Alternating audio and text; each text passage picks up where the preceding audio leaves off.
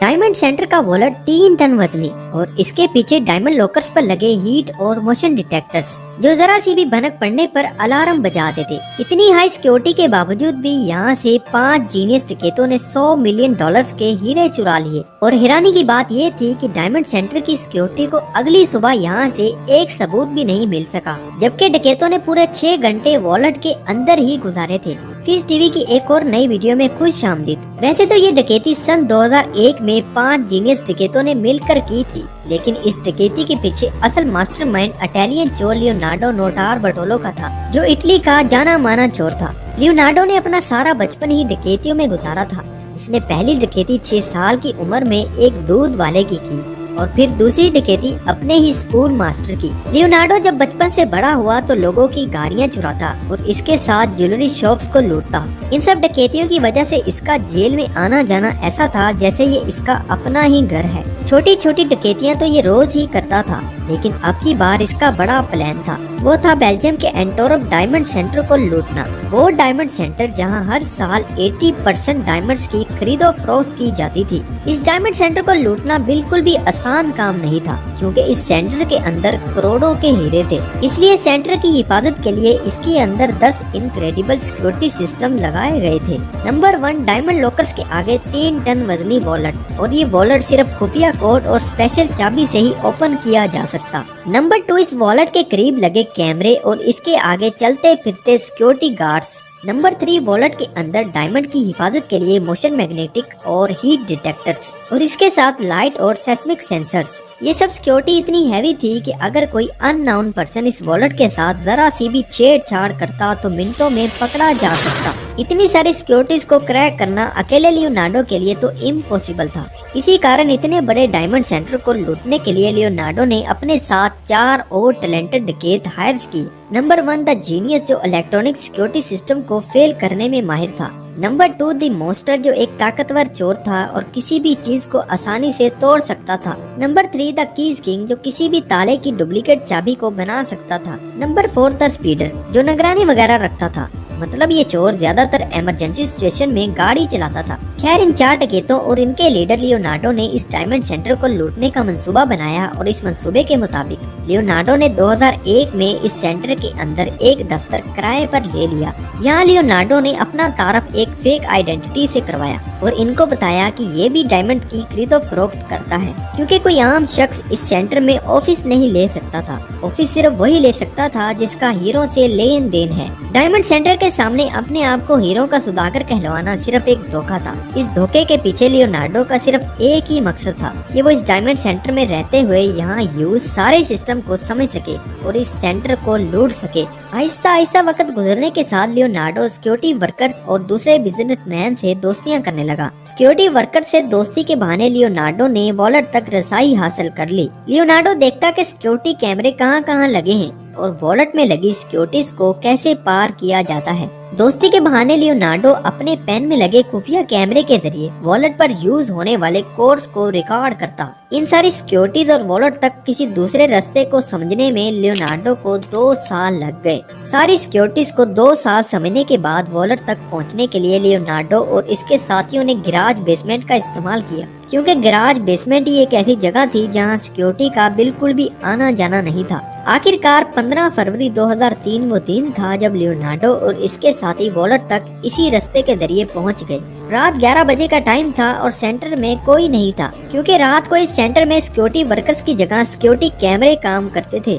खैर, अब इनके सामने वॉलेट और इस पर लगी सिक्योरिटी ही थी जिनको इन्होंने ही क्रैक करना था। फर्स्ट ऑफ ऑल, पहले तो इनके सामने कैमरे लगे थे जिनके नीचे से इन्होंने छुप के गुजरना था। इन्होंने उन सब कैमरों को काले प्लास्टिक के रैपर से ब्लॉक कर दिया जो सिर्फ वॉलेट के आसपास थे। अब इनके सामने 3 टन वजनी वॉलेट था जो खुफिया कोड और स्पेशल चाबी से ही ओपन किया जा सकता था। इस वॉलेट के साथ एक मैग्नेटिक फील्ड डिटेक्टर भी अटैच था जो जरा सी भी गैर कानूनी हरकत पर अलार्म बजा सकता था। वॉलेट को खोलने वाला कोड तो इन्होंने पहले से ही मालूम किया हुआ था, लेकिन इस वॉलेट को पूरा खोलने के लिए एक स्पेशल चाबी की भी नीड थी जो इनके पास नहीं थी। यहाँ ये मसला था कि ना तो इनके पास चाबी थी और ना ही इनका team member the keys king इस स्पेशल चाबी को बना सकता था। खैर, लियोनार्डो को इस मसले का भी सलूशन पता था। इसको मालूम था कि असल चाबी कहाँ छुपाई जाती है, क्योंकि इसने पिछले 2 सालों में इन्हीं सब राजों के बारे में जाना था। इसको पता था कि स्पेशल चाबी साथ एक यूटिलिटी स्टोर में थी, लेकिन इस यूटिलिटी स्टोर को एक मजबूत ताला लगा हुआ था, जिसको ओपन करने पर ही ये लोग स्पेशल चाबी को हासिल कर सकते थे। खैर, द कीज किंग ने अपने मास्टरमाइंड के जरिए यूटिलिटी स्टोर के ताले को क्रैक कर दिया और यहाँ से स्पेशल चाबी को चुरा लिया। अब ये डकैत वॉलेट को चाबी और कोड की मदद से ओपन कर तो लेते, लेकिन अभी भी इनके सामने मैग्नेटिक फील्ड डिटेक्टर था जो इनकी कोई भी गैर कानूनी हरकत पर शोर मचा सकता था। इसका मतलब साफ था कि अगर इस डिटेक्टर के होते हुए ये डकैत इस वॉलेट को ओपन करते तो पकड़े जाते, लेकिन ऐसा होना ही नहीं था, क्योंकि डकैत इन सब सिक्योरिटीज के बारे पहले से ही जानते थे और अपने साथ इन सब सिक्योरिटीज का सोल्यूशन भी लाए थे। अब डकैतों ने बड़ी होशियारी से एल्यूमिनियम प्लेट और टेप की मदद से इन डिटेक्टर्स को एक ही सीध में चिपका दिया। एल्यूमिनियम प्लेट की वजह से मैग्नेटिक फील्ड डिटेक्टर्स इस बात में कंफ्यूज हो गए कि वॉलेट का दरवाजा खुला है या बंद। अब ये बिना झिझक वॉलेट के दरवाजे को खोल सकते थे, क्योंकि इनके दरवाजा खोलने पर कोई अलार्म नहीं बजना था।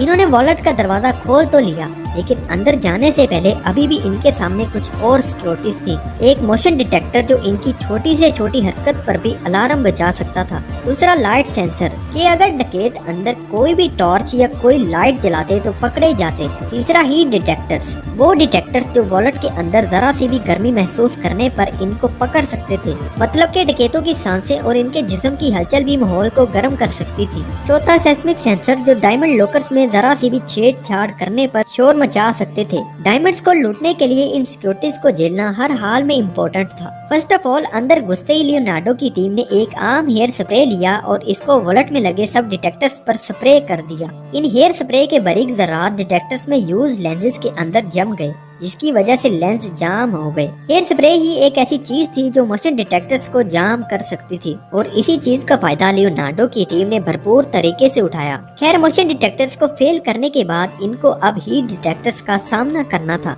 अब अगर ये कुछ हलचल शुरू करते तो इस डिटेक्टर की गिरफ्त में आ जाते। इस डिटेक्टर से बचने के लिए इन्होंने एल्यूमिनाइज्ड फैब्रिक क्लॉथ्स का इस्तेमाल किया, वो कपड़े जो इंसानी जिस्म को ओवर हीट या ओवर टेम्परेचर से महफूज रखते हैं। इन क्लॉथ्स की मदद से इन्होंने हीट डिटेक्टर्स को भी फेल कर दिया। अब बस इन डकैतों का लाइट और सेस्मिक सेंसर से ही बचना बाकी था। लाइट सेंसर से बचने के लिए डकैतों ने अपना सारा का सारा काम फुल अंधेरे में ही किया। यहाँ पे सोचने की बात है कि इतनी सारी सिक्योरिटीज को ये लोग आसानी से कैसे चकमा दे रहे थे। दरअसल पिछले 2 सालों से ये पांचों डकैत इन सब चीजों की प्रैक्टिस करते आ रहे थे। इन्होंने ये सारी सिक्योरिटी समेत सारा वॉलेट सिस्टम अपनी प्राइवेट प्लेस पर टेस्ट करने के लिए सेट किया हुआ था। इतनी प्रैक्टिस की बदौलत ही ये लोग इतना सब कुछ कर पाए। खैर, आखिर में इन सब सिक्योरिटीज को चकमा देने के बाद इन्होंने छोटे छोटे टूल्स की मदद से सिर्फ 123 डायमंड लॉकर्स ही खोले, जबकि लॉकर्स की तादाद 180 से ज्यादा थी। लॉकर्स को खोलने में छोटे टूल्स का इस्तेमाल इसलिए किया गया क्योंकि इनको सेस्मिक सेंसर से बचना था।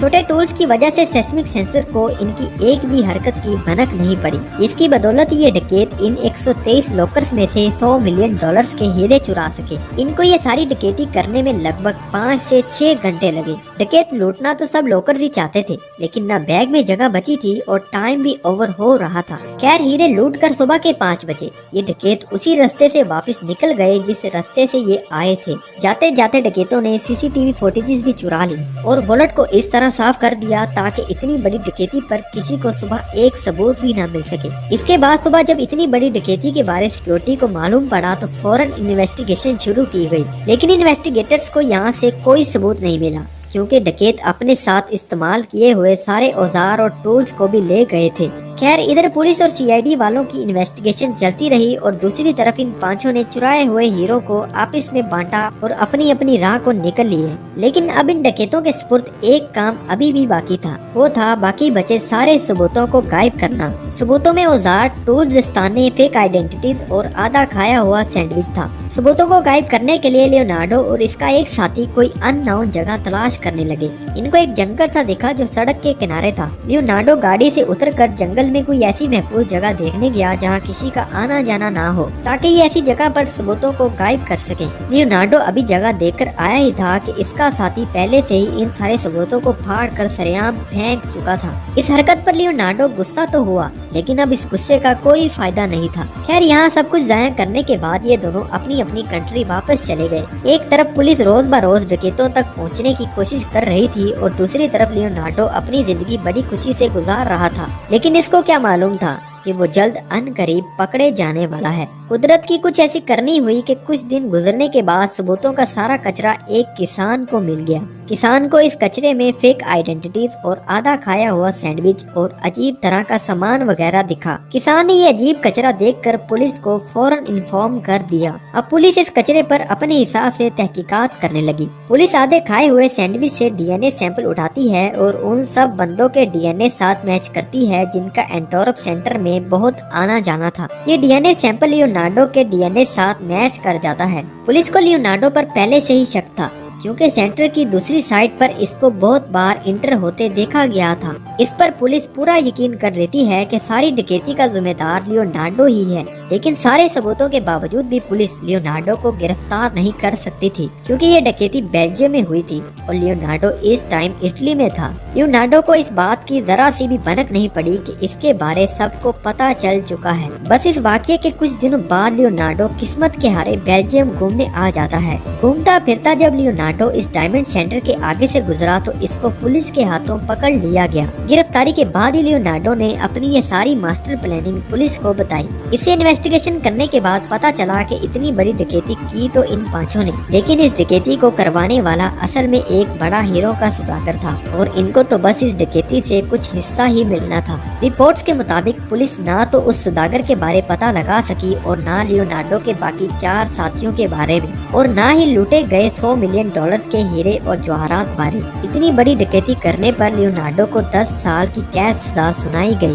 बस यही थी आज की हमारी वीडियो। उम्मीद है कि आप लोगों को ये वीडियो बहुत ही इंटरेस्टिंग लगी होगी। अब आप इस वीडियो को एक लाइक करके हमारे चैनल को सब्सक्राइब कर लें और साथ बेल आइकन को भी प्रेस कर दें ताकि आने वाली हर नई वीडियो आप तक सबसे पहले पहुंच सके। और इस वीडियो को अपने दोस्तों के साथ शेयर करें ताकि वो भी ऐसी वीडियोस को देखकर लुत्फ अंदोज हो सके। मिलते हैं अगली वीडियो में।